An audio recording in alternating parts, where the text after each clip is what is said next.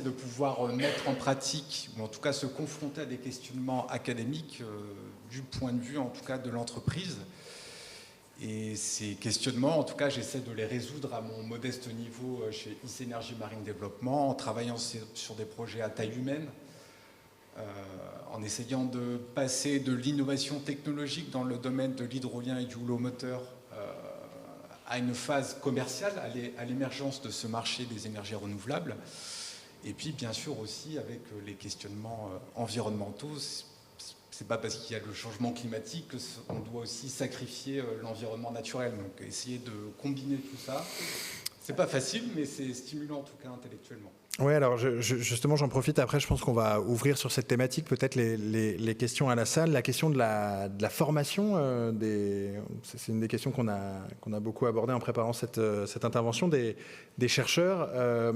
C'est une question qui revient parce que les problèmes sont très pluridisciplinaires. Vous avez intégré, j'imagine, une équipe avec d'autres disciplines scientifiques. On sent de plus en plus qu'il y a ce besoin de connecter, d'intégrer les différentes décisions les unes aux autres, les différents points de vue multidimensionnels les uns aux autres.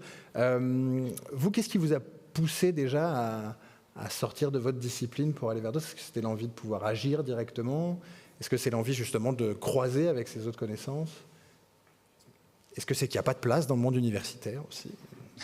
Ce qui fait que c'est une vraie question aussi pour la formation voilà, on pousse les gens à faire des sciences, mais pour quelle place après dans un monde du travail voilà. Un petit peu de tout ça, je dirais quand même que peut-être plus que l'interdisciplinarité, je dirais que c'est la transdisciplinarité aussi, l'interface entre la science et la politique. On y est confronté avec les administrations, avec des questionnements des deux côtés d'ailleurs. C'est pas toujours simple, mais encore une fois, c'est stimulant. Et puis aussi peut-être dans mon travail au quotidien, on disait tout à l'heure réguler l'économie par la science, mais essayer aussi d'apporter dans le monde économique des questionnements sur la place des technologies, la place de la société, la concertation, des choses comme ça.